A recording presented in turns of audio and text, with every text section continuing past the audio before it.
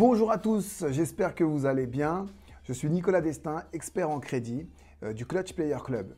Donc aujourd'hui, nous allons parler du crédit immobilier à nouveau. Nous allons aborder la deuxième vidéo de ce vlog. Voilà, la question aujourd'hui, c'est qui accepte le crédit immobilier?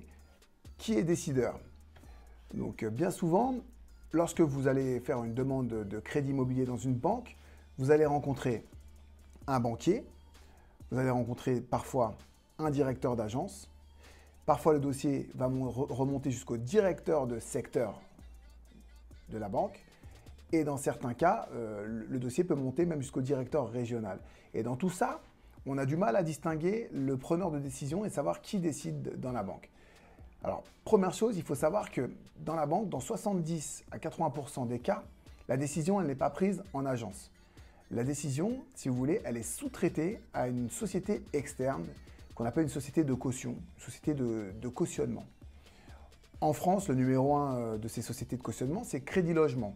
Donc 80% des crédits en France passent par Crédit Logement. C'est une société qui est située à Châtelet-Léal, en région parisienne, et à Paris, et qui donc prend les décisions pour la majorité des grandes banques françaises. Parmi ces banques, nous avons la BNP, la Société Générale, le LCL, AXA Bank, Crédit du Nord, le Crédit Agricole dans certains cas. Et vous en avez encore toute une liste, mais voilà, 80% des banques passent par Crédit Logement.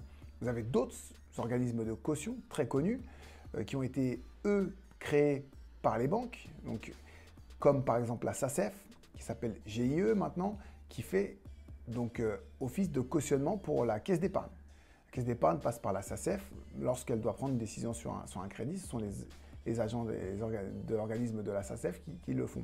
Mais la même chose pour la BRED, vous avez BRED Habitat, au Crédit Agricole, vous avez la CAMCA, au Crédit Mutuel, vous avez CMH. Donc la plupart des grandes banques ont leur propre organisme de caution externe et c'est là que la décision est prise dans la majorité des cas. Après, vous avez aussi, dans certains cas, lorsque la caution a refusé un dossier, vous avez tout de même la possibilité entre guillemets, de forcer l'opération si le directeur d'agence est avec vous et si vous êtes dans ce qu'on appelle sa délégation. C'est-à-dire que même si on a un refus de la caution, le directeur d'agence peut quand même appuyer certains dossiers s'il rentre dans certains critères, notamment des critères d'apport, etc., et d'endettement, etc. Il a ce qu'on appelle une délégation.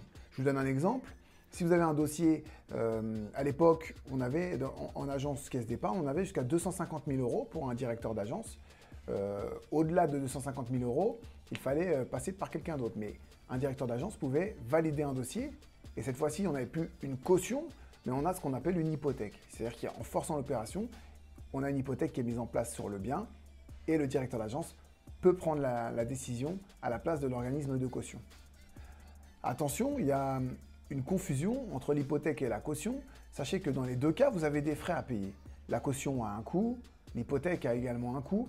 L'hypothèque est un petit peu plus chère en termes de coût, mais ça reste sensiblement la même chose. Donc que vous ayez une hypothèque ou une caution, dans tous les cas, si vous ne remboursez pas votre prêt, la banque aura le droit de saisir votre bien et de se rembourser, d'accord ? Donc il ne faut pas avoir peur de l'hypothèque. Quand un directeur d'agence vous dit voilà, on va faire une hypothèque, n'ayez pas le mauvais réflexe de dire je ne veux pas d'hypothèque sur le bien. Sachez qu'au contraire, il a fait un effort et c'est-à-dire que lui a validé votre dossier.